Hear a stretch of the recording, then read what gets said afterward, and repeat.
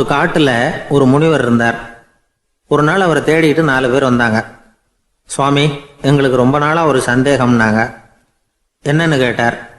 இந்த உலகத்தில் எவ்வளவோ காரியங்கள் நடக்குது, எது நியாயம் எது அநியாயம் அப்படின்னு புரிஞ்சிக்க முடியலன்னாங்க. அது யாராலையும் புரிஞ்சிக்க முடியாதுன்னார் முனிவர். வந்தவங்களுக்கு ஆச்சரியமாக போச்சு, ஒரு மாதிரியாக பார்த்தாங்க. இதை முனிவர் கவனிச்சார். சரி, புறப்படுங்க என்னோடன்னார். எங்கன்னு கேட்டாங்க. இப்போ உங்கள் 4 பேரையும் ஒரு புஷ்பக விமானத்தில் அழைச்சிட்டு போகிறேன். இந்த உலகத்தில் சர்வசாதாரணமாக நடக்கக்கூடிய ஒரு காட்சியை உங்களுக்கு காட்ட போகிறேன். நீங்கள் பார்க்க போகிற அந்த காட்சி நியாயமா அநியாயமா அப்படிங்கிறத என்கிட்ட சொல்லணும். நீங்கள் சரியான பதில் சொன்னால் புஷ்பக விமானத்தில் தொடர்ந்து பிரயாணம் பண்ணலாம். தவறான பதில் சொன்னால் இந்த புஷ்பக விமானம் உங்களை கீழே தள்ளி விட்டுரும் அப்படின்னார். 4 பேருக்கும் பயந்தான். இருந்தாலும் முனிவர் கூப்பிடுறாரே அப்படின்னு சொல்லி புறப்பட்டாங்க. அவங்க எல்லாரும் புறப்பட்டு ஒரு காட்டு வழியாக போய்கிட்டு இருக்கிறாங்க. புஷ்பக விமானத்தில் அங்கே நடக்கிற ஒரு காட்சியை காட்டுறார் முனிவர். அதோ அங்கே பாருங்கன்னார். அந்த விமானத்தில் இருந்தபடியே எல்லாரும் கீழே குனிஞ்சு பார்க்குறாங்க. அங்கே ஒரு தாய் புலி அப்போ தான் குட்டி போட்டிருக்கு. குட்டிகளை ஈன்ற உடனே பசிக்கு இறை தேடி அந்த பக்கமாக வருது.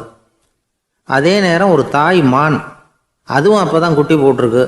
அதுவும் இதே மாதிரி குட்டிகளை ஈன்ற உடனே பசிக்கு இறை தேடி அந்த பக்கமாக வருது. இப்போ அந்த புலி அந்த மானை அடித்து போட்டுவிடுது. அதுவும் சாப்பிடுது, குட்டிகளுக்கும் கொடுக்குது. இப்போ அந்த புலிக்குட்டிகள் முகத்தில் மகிழ்ச்சி, தாயை இழந்த அந்த மான் குட்டிகள் முகத்தில் துக்கம். இப்போ அந்த முனிவர் 4 பேர்கிட்டையும் கேட்குறார், நீங்கள் இங்கே பார்த்தீங்களே, இதில் எது நியாயம் எது அநியாயம்? ஒவ்வொருத்தராக சொல்லுங்கள். உங்கள் பதில் சரியில்லைன்னா இந்த விமானம் உங்களை கீழே தள்ளி விட்டுரும். சொல்லுங்கள் பார்க்கலாம்னார். முதல்ல ஒருத்தன் சொன்னான், அந்த புலி செஞ்சது சரிதாங்க. அது பசிக்கு அதுதான் ஆகாரம். தன்னுடைய பசிக்கு தானே இறை தேடிக்கிட்டுது. அதில் என்ன தப்பு? அவ்வளவுதான். அதனால் புலி செஞ்சது நியாயம்தான் அப்படின்னா. அவ்வளவுதான், அந்த விமானம் அவனை அப்படியே கீழே தள்ளி விட்டுட்டுது. அதனால் அவன் கொடுத்த பதில் சரியில்லை அப்படிங்கிறது புரிஞ்சு போச்சு. இப்போ 2வது ஆள் சொன்னான், புலி செஞ்சது பாவம், அந்த தாய்மான் என்ன தப்பு பண்ணிச்சு? இப்போ அந்த குட்டிகளுக்கு யார் ஆதரவு? அதனால் புலி செஞ்சது அநியாயம் அப்படின்னா. அவ்வளவுதான், அவனையும் கீழே தள்ளி விட்டுடுது அந்த விமானம். இந்த பதிலும் சரியில்லை அப்படின்னு ஆயிட்டுது. இப்போ 3வது ஆள் வந்தான். முதல்ல 2 பேர் கீழே விழுந்ததை பார்த்துக்கிட்டு இருந்தான். அதனால் அவன் சொன்னான், ரெண்டுமே நியாயம்தாங்க. புலி இறை தேடினதும் இயற்கை, அதுக்கு மான் இறையானதும் இயற்கை. அதனால் இதில் ஒன்றும் தப்பு இல்லைன்னா. அவ்வளவுதான், அவனையும் அந்த விமானம் கீழே பிடிச்சி தள்ளி விட்டுது. இப்போ 4வது ஆள் வந்தான். முனிவர் கேட்டார், நீயாவது சொல்லுப்பா, இந்த செயலில் எது நியாயம்னார். அவன் தெளிவாக பதில் சொன்னான். அதாவது என்ன சொன்னான்னா, எனக்கு தெரியல அப்படின்னா. அவனை விமானம் கீழே தள்ளலை, சௌரியமாக அழைச்சிட்டு போட்டுது. இவனும் பிரயாணம் சௌக்கியமாக பண்ணானான். ஆக இதுதான் சரியான பதிலுங்கிறத முனிவர் உணர்த்தினார். இந்த கதையிலிருந்து நாம் புரிஞ்சுக்க வேண்டியது என்னென்னா, இந்த உலகத்தில் எவ்வளவோ காரியங்கள் நடக்குது. அதெல்லாம் ஏன் அப்படி நடக்குதுங்கிறதுக்கு எப்பேற்பட்ட பண்டிதராலும் பதில் சொல்ல முடியாது. தெரியாததை தெரியாதுன்னு ஒத்துக்கிட்டா வாழ்க்கை பிரயாணம் சுகமாக இருக்கும். அதனால் தேவையில்லாத விஷயங்களை புரிஞ்சுக்கிறதுக்கு நேரத்தை செலவு பண்ணிகிட்டு இருக்கக்கூடாது. வாழ்க்கையை குழப்பிக்கக்கூடாது. வாழ்க்கைக்கு தேவையானது என்னவோ அதை மட்டும் புரிஞ்சுக்கிட்டா போதும். இந்த காலத்து ஆள் ஒருத்தன் ஒரு பெரியவரை தேடி வந்தான். ஐயா, ஒரு சந்தேகம்னா. என்ன உன்னுடைய சந்தேகம்னார். பகுத்தறிவுன்னா என்ன, விதின்னா என்ன அப்படின்னு கேட்டான். இதுக்கு அவர், இப்போ உன்னுடைய வலது காலை தூக்குன்னார். தூக்கினான். சரி, இப்போ உன்னுடைய வலது காலை கீழே இறக்காம உன்னுடைய இடது காலையும் தூக்குன்னார். தூக்கினான். பொத்துன்னு கீழே விழுந்துட்டான். பெரியவர் சொன்னார், உன்னால் ஒரு காலை தூக்க முடிஞ்சுது, அதுதான் பகுத்தறிவு. 2 கால்களையும் ஒரே சமயத்தில் தூக்குனா அடிபடும், அப்படிங்கிறது தான் விதி அப்படின்னு விளக்கம் கொடுத்தார். இவன் தன்னுடைய விதியை நொந்துக்கிட்டே இடுப்பை பிடிச்சிக்கிட்டு அங்கேருந்து நடந்து போயிட்டானான். ஒரு பெரிய நினைவு மண்டபம், அதுக்கு முன்னாடி ஒரு அப்பாவும் பிள்ளையும் நின்றுக்கிட்டு இருக்கிறாங்க. அந்த வழியாக போகிறவங்க வர்றவங்கெல்லாம் அந்த இடத்துல நின்று அது என்ன மண்டபம் அப்படின்னு விசாரிக்க ஆரம்பித்தாங்க. அந்த அப்பாவும் பிள்ளையும் தான் வர்றவங்களுக்கெல்லாம் விவரம் சொல்லிகிட்டு இருக்கிறாங்க. அதாவது இந்த இடத்துல ஒரு பெரிய மகான் சமாதி ஆகியிருக்கார். அவர் சமாதியான இடத்துல இந்த நினைவு மண்டபத்தை கட்டியிருக்கிறோம் அப்படின்னாங்க. ஊர் பூரா இந்த செய்தி பரவிச்சு. நிறைய பேர் அந்த இடத்த தேடி வர ஆரம்பித்தாங்க. இங்கே வந்து கொஞ்சம் நேரம் உட்காந்துட்டு போனால் மனசுக்கு ஒரு நிம்மதி கிடைக்கிது அப்படின்னாங்க. அங்கே இருந்த உண்டியலில் நிறைய காசு போட்டுட்டு போகிறாங்க. பணம் கிடுகிடுன்னு நிறைய சேர ஆரம்பிச்சிட்டுது. பணம் நிறைய சேர்ந்த உடனே அந்த அப்பாவுக்கும் பிள்ளைக்கும் தகராறு வந்துட்டுது. பணம் சேர்ந்தாலே சொத்து தகராறு வரத்தானே செய்யும். அது மாதிரி வந்துட்டுது. பையன் அடிக்கடி நிறைய பணம் கேட்க ஆரம்பித்தான். அப்பா பார்த்தார், யோசனை பண்ணார், ஒரு முடிவுக்கு வந்தார். ஒரு நாள் பையனை கூப்பிட்டார். இதை பாருப்பா, நமக்குள்ள தகராறு வேணாம். அப்பாவும் பிள்ளையும் இப்படி சண்டை போட்டுக்கிட்டா பார்க்குறவங்க தப்பாக நினைப்பாங்க. அதனால் நமக்குள்ளே சமரசமாக இதை தீர்த்துக்குவோம், என்ன சொல்கிற அப்படின்னார் அப்பா. சரின்னு நான் பையன். உடனே அந்த அப்பா என்ன பண்ணார் தெரியுமா? மகன்கிட்ட கொஞ்சம் பணத்தை கொடுத்தார். தன்கிட்ட இருந்த ஒரு கழுதையையும் கொடுத்தார்.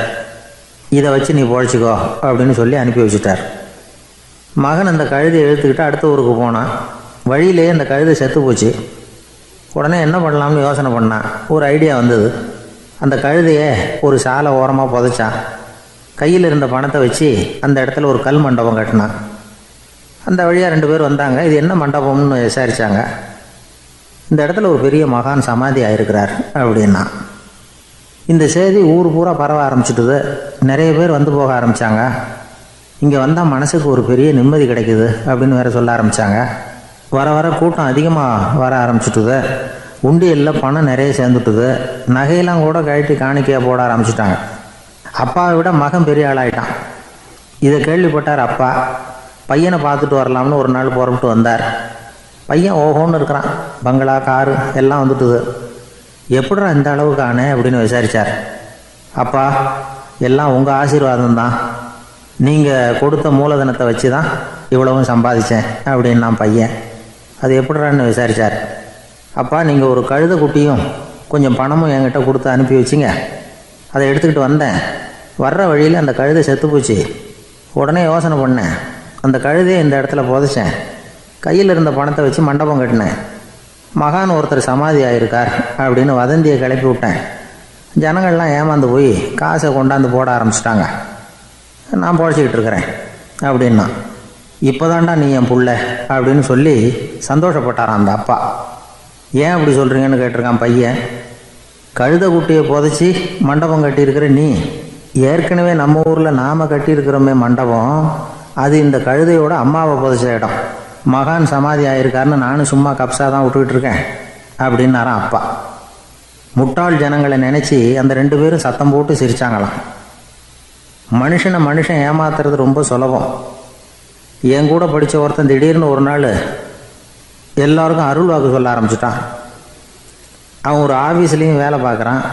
ஆஃபீஸில் உள்ளவங்கள்லாம் அவங்ககிட்ட வந்து அருள் வாக்கு கேட்குறது வழக்கம்.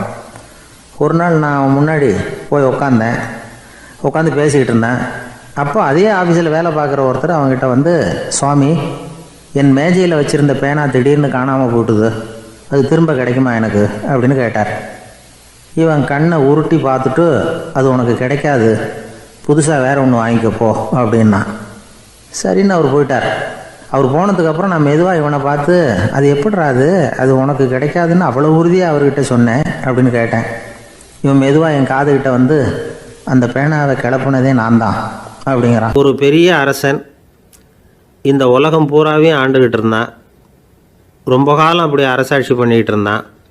திடீர்னு அவனுக்கும் சில எதிரிகள் முளைச்சாங்க. அவங்கெல்லாம் ஒன்று சேர்ந்து இவனை தோற்கடிச்சுட்டாங்க.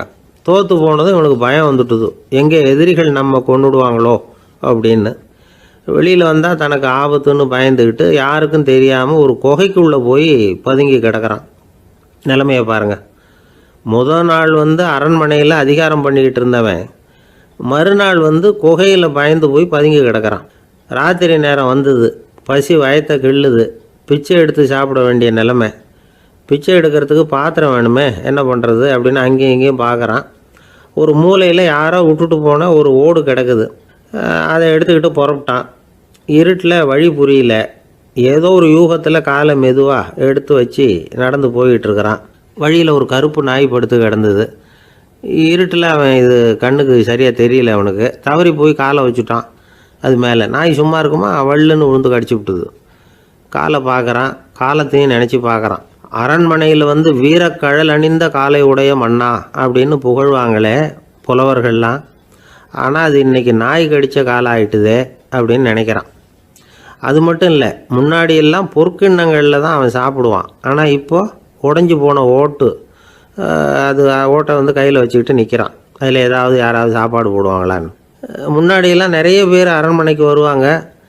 அரசருக்கு காணிக்கைன்னு சொல்லி இவன் காலடியில் கொண்டாந்து கொட்டுவாங்க. அப்போல்லாம் இவன் அந்த ஜனங்களுடைய முகத்தை திரும்பி கூட பார்க்கறதில்ல. ரொம்ப கர்வமாக உட்காந்துருப்பான். அதே ஆள் இன்றைக்கி எல்லார் கண்ணுலேயும் படுறது மாதிரி பிச்சை எடுத்துக்கிட்டு இருக்கிறான். அப்போலாம் காணிக்கைகளை வந்து தன்னுடைய கையால் வாங்கிறது தனக்கு கௌரவ குறைச்சல்னு நினச்சி தன்னுடைய வேலைக்காரங்களை விட்டு தான் அதை வாங்க சொல்லுவான். இப்போ பார்த்திங்கன்னா அவனே தன் கையாலேயே பிச்சை வாங்குறான். நினச்சி பாருங்கள், அந்த மனுஷன் நாள் அரசன், மறுநாள் பிச்சைக்காரன். எவ்வளோ வித்தியாசம்! செல்வம் தான் இப்படி ஒரு வித்தியாசம் ஏற்படுறதுக்கு காரணம். அப்படிப்பட்ட செல்வம் வாழ்க்கையை நடத்துறதுக்கு நமக்கு தேவை தான். ஆனால் அதையே நாம் அடைய வேண்டிய பயனாக நினைக்கிறோம் பாருங்கள், அதுதான் வேடிக்கை.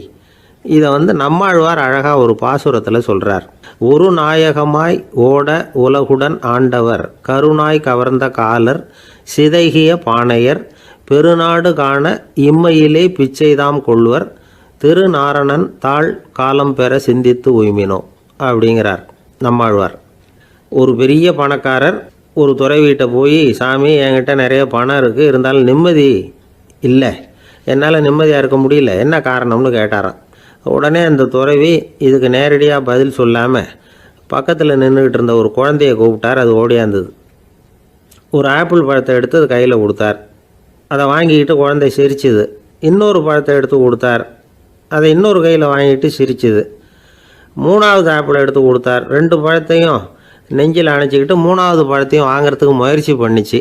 ஆனால் அது உடனே நழுவி கீழே விழுந்து உருண்டு ஓடிச்சு. ஏற்கனவே இருந்ததும் விழுந்துட்டுது. இப்போ அந்த குழந்தை அழ ஆரம்பிச்சுட்டுது.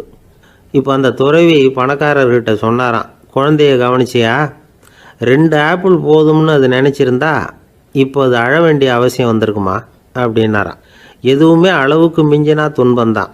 இந்த காலத்தில் இதெல்லாம் யார் காதில் வாங்குறாங்க? ஒருத்தனை நல்ல வழிக்கு கொண்டு வரணும்னு நினச்சி அவனை கூப்பிட்டு உட்கார வச்சு இந்த கதையை சொல்லிகிட்டு இருந்தாங்க. சொல்லிவிட்டு அந்த குழந்தை செஞ்சது தப்பு தானே அப்படின்னு கேட்டிருக்கிறாங்க. ஆமாம், தப்பு தான், நானாக இருந்தால் அப்படி செஞ்சுருக்க மாட்டேன் நானா இவன். 2 பழமே போதும்னு சொல்லியிருப்பியா அப்படின்னு கேட்டிருக்காங்க.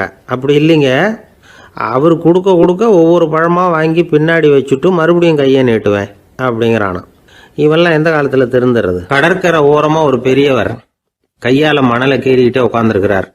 என்னத்தையும் தேடிட்டு இருக்கிறது மாதிரி தெரிஞ்சுது. மெதுவாக கிட்டத்தில் போய் என்னத்தை தேடிட்டு இருக்கிறீங்க அப்படின்னு கேட்டோம். அவரு சாவகாசமாக நிமிந்து பார்த்து நிம்மதியை தேடிட்டு இருக்கிறேன்னார். நாங்கள் ஒரு மாதிரி ஆயிட்டோம். இருந்தாலும் சமாளிச்சுக்கிட்டு, சார் மணலில் வந்து கிழிஞ்சல் தான் கிடைக்கும், நிம்மதி கிடைக்காது அப்படின்னோம்.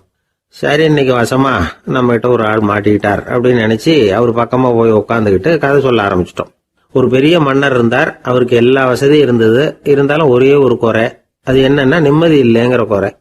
அரண்மனையில் தினமும் கலை நிகழ்ச்சி, நாட்டியம் எல்லாம் நடந்துக்கிட்டு தான் இருந்தது. இருந்தாலும் நிம்மதி இல்லை.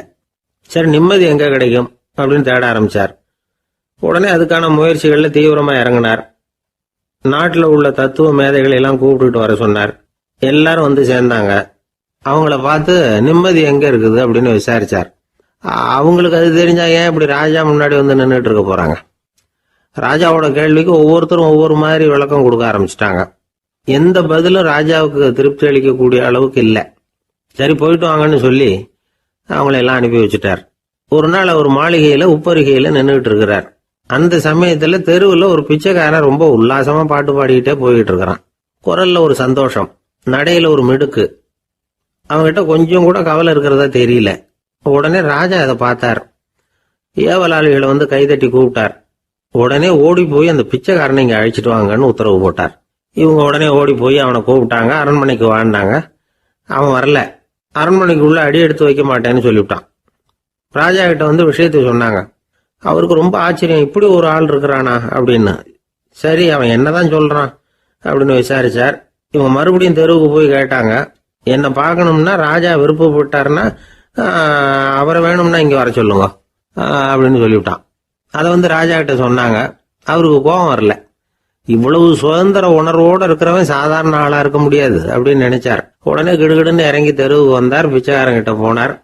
நீ கவலைப்படாம சந்தோஷமா பாடிக்கிட்டு போறியே, அது எப்படி முடியுது உன்னால அப்படின்னு கேட்டார். ஏன் அப்படி கேட்குறீங்கன்னு அவன், அதுக்கு இல்லை, எனக்கு அரண்மனையில் எவ்வளவோ சுகபோகங்கள்லாம் இருக்கு, இருந்தாலும் நிம்மதி இல்லை. இது ஏன்னு எனக்கு தெரியல. இந்த தேசத்தில் உள்ள அறிஞர்களை எல்லாம் கூப்பிட்டு கேட்டு பார்த்துட்டேன், அவங்களுக்கும் தெரியல. உன்னை கேட்டா தெரியும்னு நினைச்சேன், அதனாலதான் சந்திக்கிறதுக்கு ஆசைப்பட்டேன். ஆனா நீ வரமாட்டேன்னு விட்டியே அப்படின்னார். பிச்சைக்காரன் கடகடன்னு சிரிக்க ஆரம்பிச்சுட்டான். மகிழ்ச்சிக்கும் உங்களுக்கும் தடையா இருக்கிறது இந்த மாளிகை தான். இதை விட்டுட்டு வெளியில வந்துட்டா நிம்மதி தேடிட்டு வந்துடும்னா. நான் அரசன், எனக்குன்னு கடமைகள் இருக்கு, அதையெல்லாம் விட்டுட்டு எப்படி வர முடியும்னார் ராஜா. ரெண்டும் ஒரே நேரத்துல கிடைக்கணுங்கிறது முடியாத காரியம். உங்க சுகபோகத்துக்கு விலையாதான் உங்க நிம்மதியை கொடுத்துக்கிட்டு இருக்கிறீங்க.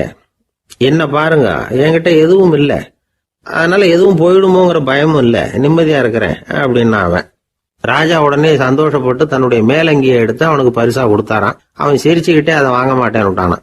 இதை நீங்க எனக்கு கொடுக்கறதுனால எந்த பயனும் இல்லை, அதே நேரத்துல அதை வாங்கிட்டேன்னா அடுத்த வினாடியிலிருந்து அதை எப்படி காப்பாத்துறதுங்கிற கவலை எனக்கு வந்து சேர்ந்துடும், அப்புறம் தூக்கம் வராது, நிம்மதி போயிடும் அப்படின்னானா. சொல்லிவிட்டு அவன் பாட்டுக்கு சந்தோஷமா பாடிக்கிட்டே போயிட்டான். நிம்மதி எங்க இருக்குங்கிறதையும் ராஜா தெரிஞ்சுக்கிட்டார். அந்த இடத்துக்கு தன்னால போக முடியாதுங்கிறதையும் அவர் புரிஞ்சுக்கிட்டார். இப்படி இந்த கதைய அந்த கடற்கரையில மணலை கீறிக்கிட்டே உட்காந்துருந்தார அந்த பெரியவர்கிட்ட சொல்லி முடிச்சோம். அவர் முகத்துல ஒரு தெளிவு தெரிஞ்சது. எங்களை நிமிர்ந்து பார்த்தார். ரொம்ப நன்றிங்க, இப்ப எனக்கு தெரிஞ்சு போச்சு, நிம்மதி வேணும்னா அதுக்கு என்ன பண்ணணும்னு இப்ப நல்லா புரிஞ்சுக்கிட்டேன் அப்படின்னார். என்ன புரிஞ்சுக்கிட்டீங்கன்னு கேட்டோம். இனிமே இந்த பக்கம் வந்தா உங்க கண்ணுல படாத இடமா பார்த்து உட்காரணும்னு புரிஞ்சுக்கிட்டேன் அப்படின்னார். ஒரு நாள் ஒரு 10-15 பள்ளிக்கூடத்து பிள்ளைங்க தேடிட்டு வந்தாங்க. உங்களை பார்த்துட்டு தான் போகணும், அதுக்காக தான் வந்திருக்கோம்னாங்க. என்ன விஷயம்னு கேட்டோம். நாங்கள்லாம் கூடி ஒரு முடிவு பண்ணியிருக்கிறோம், அதை உங்ககிட்ட சொல்லணும் அப்படின்னாங்க. அதுவும் ஒரு வாண்டு பையன் அதை சொன்னான். என்ன முடிவு அது அப்படின்னு கேட்டோம் ரொம்ப ஆர்வமாக. அதை இப்போ சொல்ல மாட்டோம், எங்களுக்கு பிடிக்கிற மாதிரி ஏதாவது ஒரு தகவல் சொன்னால் அதுக்கப்புறம் நாங்கள் அதை சொல்கிறோம் அப்படின்னா அந்த வாண்டு பையன். சரி, சின்ன பையன்கிட்ட இன்றைக்கி வசமாக மாட்டிக்கிட்டோம் அப்படின்னு நினச்சிக்கிட்டு அவங்களுக்கு தகுந்த மாதிரி ஒரு கதை சொல்ல ஆரம்பித்தோம். அது என்ன கதைன்னா, ஒரு பெரிய காடு, அதில் பலவிதமான மிருகங்கள். அந்த காட்டுக்கு ஒரு சிங்கம்தான் ராஜா. எப்பவும் காட்டுக்கு அது தானே ராஜா. ஒரு பெரிய யானைக்கு இது பொறுக்கலை. என்ன இது, எப்போ பார்த்தாலும் இங்கே சிங்கத்துக்கே ராஜா பதவி கிடைக்கிது, நான்லாம் எவ்வளவு பலசாலியாக இருக்கிறேன், அப்படி இருந்தும் எனக்கு அந்த பதவி கிடைக்கலையே அப்படின்னு தனக்குள்ளே பொறுமிக்கிட்டே இருந்தது. ராஜா பதவியை நினச்சி ரொம்ப ஏக்கம், அதுக்கு பதவி மோகம். இந்த சமயம் பார்த்து ஒரு குள்ள நரி கூட்டம் அதை தேடிட்டு வந்தது. ஐயா பெரியவங்களே, நீங்கள் இந்த காட்டுக்கு ராஜாவாக இருக்க ஆசைப்படுறீங்க, அதில் ஒன்றும் தப்பு இல்லை. ஆனால் அதுக்கு முன்னாடி நீங்கள் எங்கள் கூட்டத்துக்கு கொஞ்ச நாள் தலைவராக இருங்க, அதாவது ராஜாவாக இருங்களேன், உங்களுக்கும் ஒரு ட்ரைனிங் கிடைச்சது மாதிரி இருக்கும் அப்படின்னு சொல்லியிருக்குது இந்த கூட்டம், குள்ள நரி கூட்டம். இதை கேட்ட உடனே யானைக்கு ரொம்ப சந்தோஷம் தாங்கலை. அதுதான் எப்போன்னு பதவிக்காக காத்துக்கிட்டு இருக்குதே. இருந்தாலும் கொஞ்சம் பிகுவோட, சரி நீங்கள்லாம் இவ்வளோ தூரம் என்னை தேடிட்டு வந்து கேட்கறதுனால மறுக்க முடியல அப்படின்னு ரொம்ப ஏதோ அவளுக்கு சிரமப்பட்டு ஒத்துக்கிறது மாதிரி ஒத்துக்கிட்டது. ஏதோ உங்கள் ஆசைக்கு கட்டுப்படுறேன், கொஞ்ச நாள் உங்கள் கூட்டத்துக்கு ராஜாவாக இருக்கிறதுக்கு சம்மதிக்கிறேன் அப்படின்னுது. உடனே அந்த யானை ராஜ நடை போட ஆரம்பிச்சிட்டுது. யானை சாதாரணமாக நடந்தாவே எப்படி இருக்குங்கிறது நமக்கு தெரியும். அதுவே ராஜ நடை நடந்தால் எப்படி இருக்கும் கற்பனை பண்ணி பாருங்கள். யானை முன்னாடி கம்பீரமாக போய்கிட்டு இருக்குது, தலைவர் இல்லையா, அதனால் குள்ள நரிகள்லாம் ரொம்ப அடக்கமாக அது பின்னாடி அணிவகுத்து போயிட்டு இருக்குது. ராஜா வாழ்க, மன்னர் வாழ்க அப்படின்னு கோஷம் வேற. யானைக்கு தலைகால் புரியல, அவ்வளவு சந்தோஷம். அந்த யானைக்கு செருக்கு, ஆணவம் எல்லாம் ஏற்பட்டு போச்சு. அதுக்கப்புறம் அது தரையை பார்க்குமா, நிமிர்ந்து நடக்க ஆரம்பிச்சுட்டுது. தரையை பார்க்குறதே இல்லை. அப்படி போயிட்டுருக்கிறப்போ ஒரு சதுப்பு நிலத்தில் திடீர்னு காலை வச்சுட்டுது. அவ்வளோதான், கால் உள்ளே போட்டுது. இன்னொரு காலை எடுத்து வச்சுது, அதுவும் உள்ளே போட்டுது. அந்த 2 காலையும் எடுக்கிறதுக்காக அடுத்த 2 காலையும் அழுத்திச்சு, அதுவும் உள்ளே போக ஆரம்பிச்சுட்டுது. இப்போ 4 காலம் வசமாக சேத்துல அழுந்தி போச்சு, எடுக்க முடியல. குள்ள நரிகள்லாம் அதை சுற்றி வந்தது. சிலது சுற்றி நின்று டான்ஸ் ஆட ஆரம்பிச்சுட்டுது யானையை பார்த்துட்டு. இதை யானை பார்த்தது. என்ன இது தலைவர், நான் தவிச்சிக்கிட்டு இருக்கிறேன், தொண்டர்கள்லாம் சுற்றி நின்று வேடிக்கை பார்த்துக்கிட்டு இருக்கிறீங்க, டான்ஸ் ஆடுறீங்க அப்படின்னு கேட்டுதான். தொண்டர்களே, தலைவர் நான் தவிச்சிக்கிட்டு இருக்கிறது உங்களுக்கு தெரியலையா? இப்போ உடனே உங்கள் தலைவரை காப்பாற்ற வேண்டியது உங்கள் கடமை இல்லையா அப்படின்னு கத்துச்சான் அந்த யானை. குள்ள நரிகளில் ஒன்று முன்னாடி நின்று அந்த யானையை பார்த்து தான், தலைவரே எங்களுக்கு ரொம்ப நாளாக ஒரு ஆசை. அந்த ஆசையை நிறைவேற்றிக்கிறதுக்காக தான் உங்களை எங்கள் தலைவராக ஏற்றுக்கிறோம்னு சொன்னோம் அப்படின்னு தான். என்ன ஆசைன்னு கேட்டிருக்கு யானை. யானை கறி சாப்பிட்டு பார்க்கணுங்கிறது எங்களுக்கு ரொம்ப நாள் ஆசை, அது இன்றைக்கி தான் நிறைவேற போகுது அப்படின்னு தான் அந்த நரி. இதை கேட்ட உடனே அந்த யானை அப்படியே மூர்ச்சி ஆகிட்டு தான். நரிகள்லாம் அது மேலே ஏறி குதற ஆரம்பிச்சுட்டு தான். பதவி மேலே இருந்த பேராசை அந்த பலசாலியான யானையையே மாட்டி விட்டுட்டுது பார்த்தீங்களா அப்படின்னு சொல்லி முடித்தோம் இந்த கதையை அந்த சின்ன பிள்ளைங்கக்கிட்ட. சரிங்க, இப்போ நாங்கள் உங்களை தேடி வந்த விஷயம் என்னங்கிறத சொல்லவா அப்படின்னா ஒரு வாண்டு பையன். சீக்கிரம் சொல்லு தம்பி, சஸ்பென்ஸ் தாங்கலை அப்படின்னோம். அவன் மெதுவாக எங்களை பார்த்து சொல்கிறான், எங்களுக்கு கொஞ்ச நாள் நீங்கள் தலைவராக இருந்தால் தேவலை அப்படின்னா. நாட்டில் நல்லவங்க ஒருத்தர் 2 பேர் இருக்கிறதுனால தாங்க மழையே பெய்யுது அப்படின்னு சொல்கிறது உண்டு. நல்லார் ஒருவர் உளரேல் அவர் பொருட்டு எல்லாருக்கும் பெய்யும் மழை. சில சமயம் ரொம்ப பேர் திடீர்னு நல்லவங்களாகிடுவாங்க போல இருக்குது. அதனால தான் விடாமல் பேய் மழையாக கொட்டி தீர்த்துடுது. எல்லாரும் நல்லவங்களாகிட்டா உலகமே தாங்காது போல இருக்க. அப்பப்போ ஒருத்தர் 2 பேர் நல்லவங்களாகணும், அப்போ தான் சீராக மழை பெய்யும். மாதத்துக்கு 3 பேர் நல்லவங்களானா மாதம் மும்மாரி பொழியும். இதெல்லாம் வேடிக்கை பேச்சு. இப்போ இதெல்லாம் ஒரு பக்கம் இருக்கட்டும், இப்போ விஷயத்துக்கு வருவோம். ஒரு கும்பலில் நல்லவன் யார் அப்படிங்கிறத எப்படி கண்டுபிடிக்கிறது? இதுக்கு ஒரு வேடிக்கை கதை உண்டு. என்னுடைய நண்பர் ஒருத்தருக்கு அவங்க பாட்டியம்மா சொன்ன கதையாக அது. அது என்ன கதைன்னா, ஒரு ஊரில் ஒரு சமயம் பலமான மழை பெய்ய ஆரம்பிச்சுட்டு தான். இடி மின்னல் ரொம்ப கடுமையாக இருந்திருக்குது. ஆரம்பித்த மழை வர வர கடுமையாக ஆகிட்டு இருக்குதே தவிர நிற்கிற பாடாக தெரியல. ஊர் ஜனங்கள்லாம் பார்த்தாங்க. இதுக்கு மேலேயும் வீட்டு உள்ளே இருந்தால் ஆபத்துங்கிறத புரிஞ்சுக்கிட்டாங்க. ஏன்னா வீடெல்லாம் இடிஞ்சு விழுந்துருமோங்கிற பயம். உடனே எல்லாரும் புறப்பட்டு ஊருக்கு பொதுவாக இருந்த ஒரு மண்டபத்தில் போய் தங்கிக்கிட்டாங்க. மின்னல் கடுமையாக இருந்தது. இடி எந்த நேரத்துலையும் விழலாம்ங்கிற நிலைமை. எப்போ விழலாம்னு பார்த்துக்கிட்டு இருக்குது. அந்த மண்டபத்தில் இருந்த ஜனங்கள் மனசுக்குள்ளே ஒரு பயம். நம்ம கூட்டத்தில் யாராவது ஒரு கெட்டவன் பாவம் பண்ணவன் இருந்தால் கூட இடி இந்த மண்டபத்தில் விழுந்துரும், அது எல்லாருக்கும் ஆபத்து அப்படின்னு நினச்சாங்க.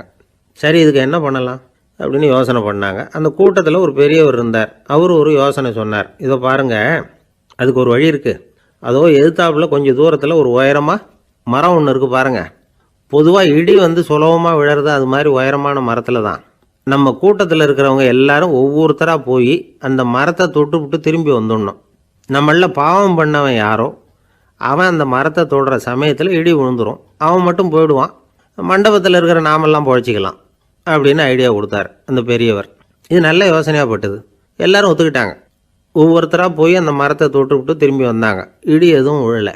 இன்னமும் பாவம் பண்ண ஆசாமி அதை போய் தொடலை போல இருக்குது அப்படின்னு நினச்சிக்கிட்டாங்க. ஒவ்வொருத்தராக போகிறாங்க, எல்லாரும் போய் தொட்டுவிட்டு வந்தாச்சு. இன்னும் ஒரே ஒரு ஆசாமி தான் பாக்கி.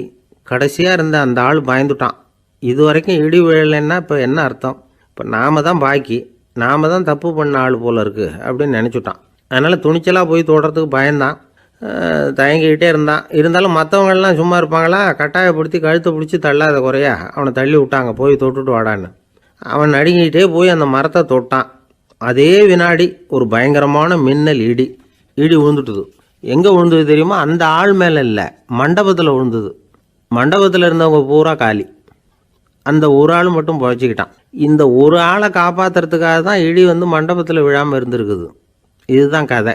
அதனால் நல்லவங்க எப்படியும் தப்பிச்சுக்குவாங்க அப்படிங்கிறது ஒரு நீதி. ஒருத்தன் அப்படி தான் தெருவில் நடந்து போய்கிட்டு இருந்தான், ரொம்ப நல்லவன். எதிரில் ஒருத்தன் சைக்கிளில் வந்துக்கிட்டு இருந்தான். அதில் மோதி இவன் கீழே விழுந்துட்டான். சைக்கிள்காரன் உடனே இறங்கி இவனை தூக்கி விட்டான். இவன் எழுந்திரிச்சு அவனை முறைச்சி பார்த்தான். அப்படி பார்க்காதீங்க சார், நீங்கள் ரொம்ப புண்ணியம் பண்ணியிருக்கீங்க, அதுதான் இப்போ சைக்கிளில் மோதிக்கிட்டீங்க அப்படின்றான். என்ன அப்படி சொல்கிறேன் நான்? இவன் 10 நிமிஷத்துக்கு முன்னாடி நான் லாரி ஓட்டிகிட்டு வந்தேன், அப்போ நீங்கள் எதிரில் வந்திருந்தீங்கன்னா என்ன ஆயிருக்கும் அப்படின்னானா அவன். ஒரு ரயில் வேகமாக போயிட்டுருக்கு. அது ஒரு ரயில்வே ஸ்டேஷனில் கொஞ்சம் நேரம் நின்றுது. அப்போ அதில் ஒரு ஆள் ஏறினார். தலையில் ஒரு மூட்டையை வச்சுருந்தார். மூட்டையை தலையில் சுமந்துக்கிட்டே உள்ளே வந்தார். மூட்டையை தலையில் சுமந்துக்கிட்டே ஒரு இடத்துல உட்காந்தார். ரயில் மறுபடியும் புறப்பட்டுது. இவர் தன் தலையில் இருந்த மூட்டையை கீழே இறக்கி வைக்கணும்ல, வைக்கல, சுமந்துக்கிட்டே வரார். எதிரில் உட்காந்துருந்தவர் கேட்டார், ஏங்க ஏன் இப்படியே உட்காந்துருக்குறீங்க தலையில் மூட்டையை வச்சுக்கிட்டு? மூட்டையை கீழே இறக்கி வைக்கலாமே அப்படின்னார். வேணாங்க, பாவம், தலையில் இருக்கிற மூட்டையை இறக்கி ரயிலில் வச்சா ரயிலுக்கு பாரம் அதிகமாக இருக்கும் அப்படின்னார் அவர். இப்படி ஒரு ஆளை பார்த்தா நமக்கு சிரிப்பு தான் வரும். ஏன்னா ரயிலுங்கிறது அந்த மூட்டையையும் சேர்த்து சுமந்துக்கிட்டு தான் போகுது. அவன் அந்த மூட்டையை தலையில் வச்சுருந்தாலும் ஒன்று தான், தரையில் வச்சுருந்தாலும் ஒன்று தான். அதனால் ரயிலுக்கு எந்த மாற்றமும் ஏற்பட போகிறதில்ல. அதே மாதிரி தான் நம்ம மனமும். இதுவும் ஒரு தேவையில்லாத சுமை, அனாவசியமாக சுமந்துக்கிட்டு இருக்கிறோம். இதை கீழே இறக்கி வச்சுட்டா வாழ்க்கை பிரயாணம் சுகமாக இருக்கும். ரயில் பிரயாணம் பண்ணுற அந்த ஆள் மூட்டையை சுமக்கிறான், வாழ்க்கை பிரயாணம் பண்ணுற நாம மனசை சுமக்கிறோம். இது ரெண்டுக்கும் எந்த வித்தியாசமும் இல்லை. மனசை கீழே இறக்கி வச்சுட்டா பாரம் இல்லாமல் வாழலாம், பறவைகள் மாதிரி பறக்கலாம், குழந்தைகள் மாதிரி கள்ளங்கபடம் இல்லாமல் வாழலாம். இந்த வெளி உலகத்தில் நாம் நிலை பெற்று இருக்கணும், வேரூன்றி இருக்கணும். அதே சமயம் நம்முடைய உள்வெளியில் ஆன்மீக வாழ்க்கையில் பாரம் இல்லாமல் இருக்கணும். அப்போ பறக்கணும், நதியை போல் ஓடணும், மிதக்கணும். பயணம் சுகமாக இருக்கும், களைப்பு தெரியாது, கவலை தெரியாது. ஒரு சீடன் போதி தர்மரை நாடி வந்தான். குருவே, நீங்கள் என்ன வெறுமையாக இருக்க சொன்னீங்க, நான் இப்போ மறுபடியும் வெறுமையானவன் ஆகிட்டேன், அதனால் இப்போ என்ன செய்ய சொல்கிறீங்க என்ன அப்படின்னு சொல்லி நின்னான். உடனே அந்த குரு பக்கத்தில் இருந்த ஒரு குச்சியை எடுத்து அவன் தலையில் அடித்து, போய் அந்த வெற்றுத்தன்மையையும் வீசி எறிந்து விட்டு வா அப்படின்னார். நான் இப்போ காலியாக இருக்கிறேன்னு ஒருத்தன் சொல்கிறான்னு வச்சுங்க, அது உண்மை இல்லை. ஏன்னா இன்னமும் அதில் நான்கிற எண்ணம் இருக்குது.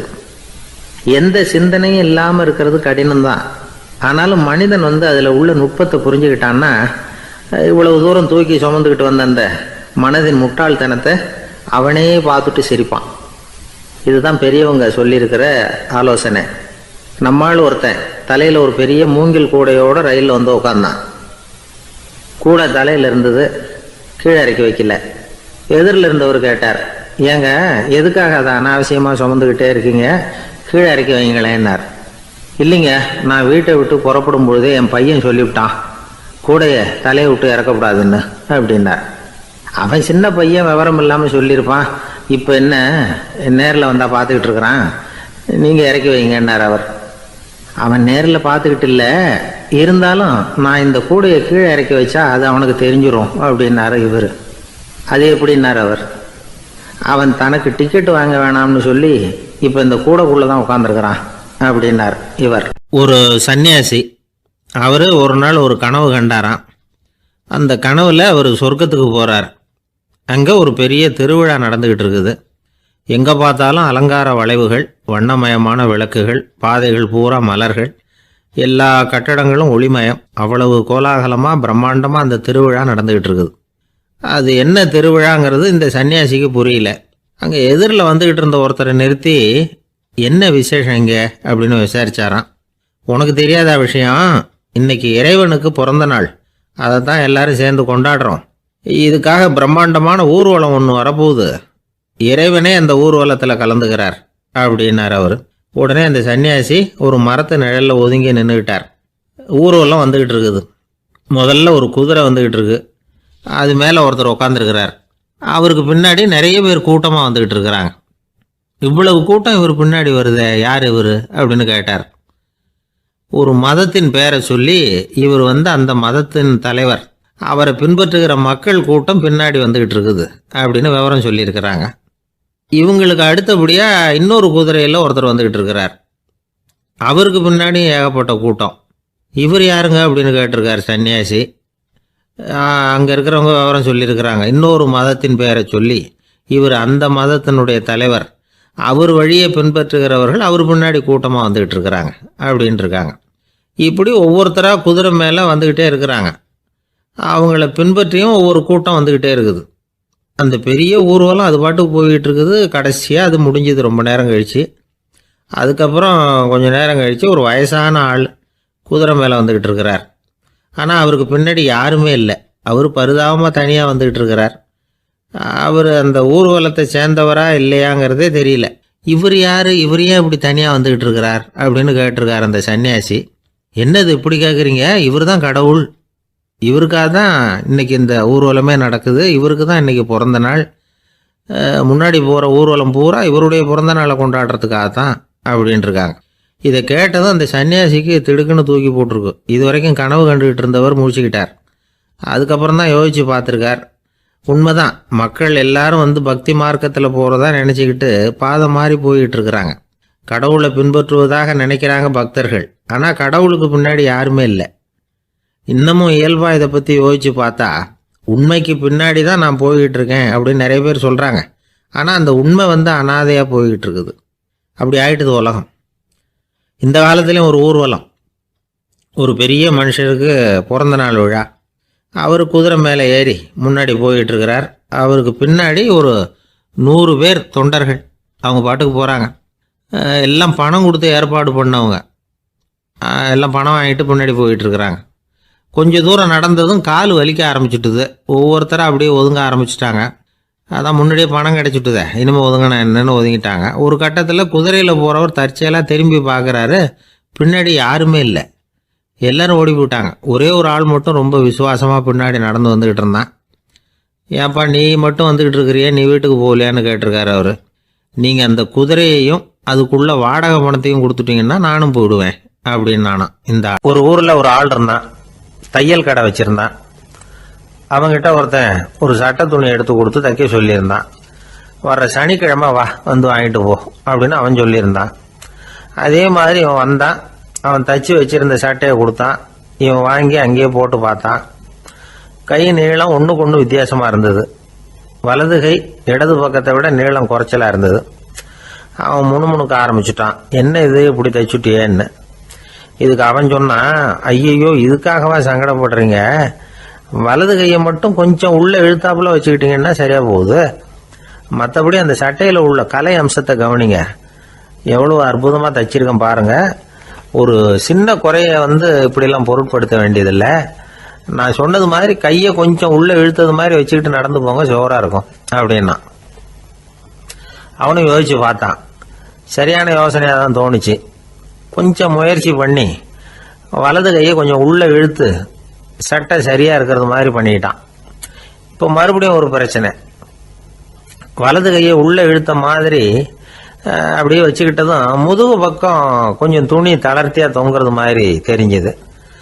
என்ன இது முதுகு பக்கம் துணி குவிஞ்சுட்டுதே, தொங்குதே அப்படின்னா மறுபடியும், அடடா இதுக்காகவா கவலைப்படுறீங்க, உடம்ப அதுக்கு தகுந்த மாதிரி கொஞ்சம் வளைச்சிக்கிட்டா சரியாக போடுது. இதுக்காக அந்த அழகான தையலை பிரித்து அதில் உள்ள கலை அம்சத்தை கெடுக்கிறதுக்கு என் மனசு இடம் தரல. எவ்வளவுக்கு தளர்த்தியாக இருக்கோ அவ்வளவுக்கு கொஞ்சம் உடம்ப வளைச்சி அப்படி குனிஞ்சது மாதிரி போங்க போதும் அப்படின்னா. அதுவும் நல்ல யோசனையாக தான் பட்டுது இவனுக்கு. சரின்னு சொல்லிவிட்டு புறப்பட்டான். தெருவில் இறங்கினான். கையை கொஞ்சம் உள்ளே இழுத்தான். உடம்ப கொஞ்சம் முன்னால் வளைச்சான். சட்டைக்கு தகுந்த மாதிரி உடம்ப பண்ணிக்கிட்டான். மெதுவாக நடந்து போகிறான். இப்போ எதிரில் இன்னொருத்தன் வரான். இவனை பார்க்குறான். இவன் போட்டிருக்கிற சட்டையை பார்க்குறான். ஆஹா அற்புதம்ங்கிறான். சும்மா சொல்லக்கூடாது, ரொம்ப நல்லா இருக்குது. நிச்சயமாக இது வந்து இந்த ஊர் மேலே தெருவில் இருக்கிற ஒருத்தன் இருக்கானே, அவன் தைச்சதாக தான் இருக்கணும் அப்படின்னா. இதை கேட்டதான் அவனுக்கு ஆச்சரியம். எப்படி அவ்வளவு கரெக்டாக கண்டுபிடிச்சிங்க அப்படின்னு கேட்டிருக்கான். இதுக்கு அந்த வழிபோகன்னு சொன்னானா, அவன் ரொம்ப கெட்டிக்காரன். உங்களை மாதிரி உடம்பும் கையும் வளைஞ்சு போன ஒரு ஆசாமிக்கு அவனை தவிர வேற யாராலேயும் இவ்வளவு பொருத்தமான ஒரு சட்டையை தைக்க முடியாது அப்படின்னானா. பாருங்க, அவனுக்காக இவன் அனுசரிக்க போய் இவனோட நிலைமை எப்படி ஆயிடுது பாருங்க. இதே மாதிரி தான் சில சடங்குகளும் சம்பிரதாயங்களும் நம்மளை வந்து கோமாளி ஆக்கி விட்டுரும். எதுவாக இருந்தாலும் அதில் வந்து அறிவுபூர்வமான அணுகுமுறை அவசியம். ஒரு நர்ஸ் அவசரமாக ஓடி வந்து டாக்டர்கிட்ட சொல்லிச்சான், டாக்டர் ஒரு தப்பு நடந்து போச்சு, 10ஆம் நம்பர் பெட்டில் இருக்கிற பேஷண்ட்டுக்கு காலில் ஆப்ரேஷன் பண்ணுறதுக்கு பதிலாக கையில் ஆப்ரேஷன் பண்ணி விட்டீங்க. கை ஆப்ரேஷன் பண்ணிக்க வேண்டிய ஆள் 7ஆம் நம்பர் பெட்டில் இருக்கார் அப்படின்னு தான். அதுக்கு ஒரு பதட்டப்படாமல் சொன்னாராம், பரவாயில்ல இவரை தூக்கி 7ஆம் நம்பர் பெட்டில் போட்டுரு அப்படின்னாராம். எனக்கு தெரிஞ்ச ஒருத்தர் இருக்கார். அவர் ஒரு பெரிய காவல்துறை அதிகாரி, ரொம்ப கண்டிப்பானவர். அவரை கண்டாவே எல்லாரும் பயப்படுவாங்க. அப்படிப்பட்டவர் வீட்டுக்கு போனால் அப்படியே அடியோடு மாறிடுவார். அங்கே போய் பார்த்தீங்கன்னா குழந்தைகளோட குழந்தையாக அவர் விளையாடிக்கிட்டு இருப்பார். அலுவலக சமயத்தில் பார்த்தீங்கன்னா குதிரை முதுகில் அவர் உட்காந்துருப்பார். வீட்டில் பார்த்தீங்கன்னா அவர் முதுகில் குழந்தை உட்காந்துருக்கும். அவர் குதிரை மாதிரி போயிட்டு இருப்பார். இது எப்படிங்க முடியுது உங்களால் அப்படின்னு கேட்டாங்க. அது ஒன்றுமில்லை, இங்கே வீட்டுக்கு வந்த உடனே என்னோட மனசை தனியாக எடுத்து வச்சிருவேன் அப்படின்னார். அது என்னங்க உங்கள் சட்டப்பையிலையா இருக்குது மனசு, அது தனியாக எடுத்து வைக்கிறதுக்கு அப்படின்னு கேட்டாங்க. அப்படி இல்லைங்க, இது ஒரு பயிற்சி, மனப்பயிற்சி, அவ்வளவுதான் அப்படின்னார். இப்படி சமயம் பார்த்து மனசை தனியாக வச்சுவிட தெரிஞ்சவங்க வாழ்க்கையில் எப்பவும் உற்சாகமாக இருப்பாங்க அப்படிங்கிறது பெரியவங்க கருத்து. ஒரு டாக்டர் ஆஸ்பத்திரியில் இருக்கிற வரைக்கும் டாக்டராக இருக்கலாம், அவர் மனைவிகிட்டையும் அவர் டாக்டராக இருக்க வேண்டிய அவசியம் இல்லை. ஒரு வக்கீல் கோர்ட்டில் இருக்கிற வரைக்கும் வக்கீலாக இருக்கலாம், வீட்டுக்கு வந்ததுக்கு அப்புறமும் வக்கீலாக இருக்க வேண்டிய அவசியம் கிடையாது. வீட்டில் குழந்தைகள்கிட்ட விளையாடும் பொழுதும் அதுகள்கிட்ட ஃபீஸு கேட்டுக்கிட்டு இருக்கக்கூடாது. நாம் எப்படி இருக்கணும்னு பெரியவங்க சொல்கிறாங்கன்னா, மனசோட சேரக்கூடாதான், அப்படி சேராமல் வாழ்க்கையை கவனிக்கணுமா. மனசை அப்படியே தனியாக எடுத்து பக்கத்தில் வச்சுடணும். அப்படின்னா அதை அப்படியே தூக்கி எறிஞ்சுடு அப்படின்னு அர்த்தம் இல்லை. ஏன்னா மனசுங்கிறது நமக்கு உபயோகப்படக்கூடிய ஒன்று தான். எப்போ எப்போ அது தேவையோ அப்பப்போ எடுத்து உபயோகப்படுத்திக்கணும். தேவைப்படுறப்போ எடுத்து கண்ணாடியை மாட்டிக்கிறோம்ல, படிக்கும் பொழுது கண்ணாடி தேவைப்படுது, எடுத்து மாட்டிக்கிறோம் இல்லையா, அது மாதிரி கணக்கு போடுறதுக்கு மனசு தேவை. கடைக்கு போய் ஒரு பொருள் வாங்குகிறோம், காசு கொடுக்குறோம், மீதி சில்லறை சரியாக இருக்கா அப்படின்னு எண்ணி பார்த்து வாங்க வேண்டியிருக்கு. அந்த சமயத்தில் மனசை எடுத்து தனியாக வச்சுட்டேன் அப்படின்னு சொல்லிகிட்டு இருக்கக்கூடாது. பரீட்சைக்கு படிக்க வேண்டியிருக்குது, படித்ததையெல்லாம் அப்படியே நினைவில் வச்சுக்க வேண்டியிருக்கு, அந்த சமயத்தில் மனசை தூக்கி எறிஞ்சுட்டேன் சார் அப்படின்னு சொல்லிகிட்டு இருக்கக்கூடாது. அப்படி சொன்னால் பரீட்சை நம்மளை தூக்கி எறிஞ்சிடும். அதனால் தேவைப்படுறப்போ மனசை உபயோகப்படுத்தணும், தேவையில்லாதப்போ அதை தனியாக ஓய்வு எடுத்துக்க விட்டுடணும். இப்படி நாம் பழக்கப்படுத்திக்கிட்டா வாழ்க்கைங்கிறது நமக்கு புதுசாக தெரியுமா. மனசுக்கும் ஒரு சக்தி கிடைக்கும். எந்திரங்களுக்கு ஓய்வு கொடுக்குற மாதிரி மனசுக்கும் ஓய்வு கொடுக்கணும், இல்லைன்னா அது களைச்சி போயிடும். குழந்தைகள் மனசை சுமந்துக்கிட்டு இருக்கிறது இல்லை. இது முதியவர்கள் குழந்தைகள்கிட்டேருந்து கற்றுக்க வேண்டிய ஒரு பாடம். ஆனாலும் இந்த கால குழந்தைகள்கிட்ட ரொம்ப எச்சரிக்கையாக இருக்க வேண்டியிருக்கு. ஒரு தாத்தாவும் பேரனும் விளையாடிக்கிட்டு இருக்கிறாங்க. தாத்தா, எனக்கு சைக்கிள் ஓட்ட கற்று விடு அப்படிங்கிறான் பேரன். சைக்கிள் உயரம் கூட இல்லை, அதுக்குள்ளே சைக்கிள் ஓட்டணுமா அப்படின்னார் தாத்தா. ஏன் தாத்தா, ரயில் ஓட்டுறாரு, அவர் என்ன ரயில் நீளமாக இருக்கார் அப்படின்னு கேட்டானா அந்த பையன். ஒரு பெரிய தத்துவ சிந்தனையாளர் இருந்தார், சுவாங் சு அப்படின்னு பேர். அவருடைய மனைவி ஒரு நாள் திடீர்னு காலமாயிட்டாங்க. ஐயோ பாவம், அவர் ரொம்ப வருத்தப்படுவார், போய் ஆறுதலாக 4 வார்த்தை பேசிவிட்டு வரலாம் அப்படின்னு நினச்சிக்கிட்டு நிறைய பேர் அவரை தேடிட்டு வந்தாங்களாம். வந்தவங்களுக்கு ஆச்சரியம், ஏன்னா இவர் வருத்தப்பட்டுக்கிட்டு இருப்பார் அப்படின்னு தானே எதிர்பார்த்தாங்க. அப்படி இல்லை, தாளம் போட்டுக்கிட்டு உட்காந்துருக்கிறார், தாளத்துக்கு தகுந்த மாதிரி பாட்டு வேறு பாடிக்கிட்டு இருக்கிறார். என்ன மனுஷன் அவர், கொஞ்சம் கூட கவலை இல்லாமல் இப்படி இருக்கிறாரு அப்படின்னு நினச்சாங்க. ஒருத்தர் துணிஞ்சு அவர்கிட்ட கேட்டுவிட்டார், என்னங்க இது இப்படி அப்படின்னு. அதுக்கு அவர் என்ன சொன்னார் தெரியுமா? இதை பாருங்கள், என்னுடைய மனைவி பிறக்கிறதுக்கு முன்னாடி அவளுக்கு உயிரும் கிடையாது, உடலும் கிடையாது. அதுக்கு பிறகு தான் உயிர் வந்தது, உடல் வந்தது, அந்த உருவம் வந்தது. இப்போ என்ன ஆச்சு, அந்த உருவமும் உயிரும் போயிட்டுது, அவ்வளவுதானே. வந்தது போயிட்டுது. இளவேனில் காலம், இலையுதிர் காலம், பனிக்காலம், இப்படி பருவங்கள் மாறி மாறி வருது இல்லையா. அது மாதிரி பிறப்பும் இறப்பும் மாறி மாறி வருது, இது இயற்கை. இதுக்காக அழுதா அது எப்படி அப்படின்னாராம். ஞான தெளிவு அடைஞ்சவங்களுக்கு எல்லாமே சுகம்தான். திருவள்ளுவரும் அதை தான் சொல்கிறார், உறங்குவது போலும் சாக்காடு, உறங்கி விழிப்பது போலும் பிறப்பு. தூங்கிறதுக்கெல்லாம் நாம் வருத்தப்பட்டுக்கிட்ட இருக்கிறோமா, இன்றைக்கி தூங்க வேண்டியிருக்குதே, இன்னும் கொஞ்சம் நேரத்தில் நான் தூங்க வேண்டியிருக்கு அப்படின்னு சொல்லி யாராவது அழுதுகிட்டு இருப்பாங்களா? அதனால் இந்த உலக வாழ்க்கையினுடைய இயல்பை யதார்த்தத்தை நாம் தெளிவாக புரிஞ்சுக்கணும். அப்படி புரிஞ்சுக்கிட்டால் நாம் கவலை இல்லாமல் வாழ முடியும். ஒரு வயசான தாத்தா பாட்டி 60 வருஷத்துக்கு முன்னாடி அவங்களுக்கு கல்யாணம் ஆச்சு, ஒன்றாவே வாழ்ந்தாங்க, ஒன்றாவே இறந்து போனாங்க. இப்போ அவங்க 2 பேரும் சொர்க்கத்துக்கு போய் சேர்ந்தாங்க. அங்கே எல்லா வசதியும் இருந்தது. ஒரு பெரிய பங்களாவே இவங்களுக்கு ஒதுக்கி கொடுத்தாங்களாம். இதுக்கு எவ்வளவு வாடகைன்னு கேட்டார் தாத்தா. வாடகையெல்லாம் கிடையாது, இலவசம் அப்படின்னார் அங்கே இருந்தவர். அந்த வீட்டுக்கு பின்னாடி ஒரு பெரிய புல்வெளி இருந்தது. இதில் விளையாட ஏதாவது கட்டணம் உண்டான்னு கேட்டிருக்கார் தாத்தா. அதெல்லாம் ஒன்றும் கிடையாது, பணம்லாம் கட்ட வேண்டியதில்லை அப்படின்னார் அவர். பக்கத்தில் ஹோட்டல் மாதிரி ஒரு பெரிய கட்டடம், உள்ள சாப்பாட்டு மேஜைகள், அது மேலே விதவிதமான பலகாரங்கள். சாப்பாட்டுக்கெல்லாம் எவ்வளவு அப்படின்னு விசாரித்தாராம் தாத்தா. அதுதான் சொன்னேனே, இங்கே எல்லாமே இலவசம்தான், எது வேணும்னாலும் சாப்பிட்லாம், எவ்வளவு வேணும்னாலும் சாப்பிட்லாம் அப்படின்னாராம்.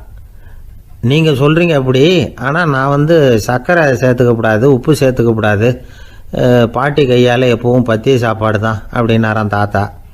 இதை பாருங்கள், இங்கே உங்களுக்கு அந்த கவலையும் வேண்டியதில்லை. இங்கே நீங்கள் ஸ்வீட்டு சாப்பிட்லாம், காரம் சாப்பிட்லாம், உங்களுக்கு எந்த நோயும் வராது அப்படின்னாராம் அங்கே சொர்க்கத்தில் இருந்தவர். இதை கேட்ட உடனே அந்த தாத்தா பக்கத்தில் நின்ன பாட்டியை பார்த்து கத்துனாராம், அடி பாவி, எல்லாத்தையும் கெடுத்துட்டியே, நீ எனக்கு பத்திய சாப்பாடு போடாமல் கண்டதை திங்க விட்டுருந்தா 10 வருஷத்துக்கு முன்னாடியே நான் இங்கே வந்து சேர்ந்துருப்பேனே அப்படின்னாராம்.